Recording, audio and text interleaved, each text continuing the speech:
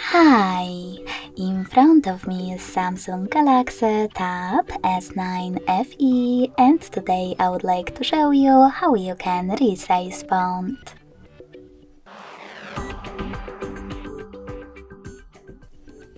Begin by going into Devices Settings and scrolling down to access Display. Following that, scroll down again and click on Font Size and Style. Lastly, swipe left or right on Font Size slider to adjust it and check out Preview above. So when I do that, as you can see, size of my font has changed.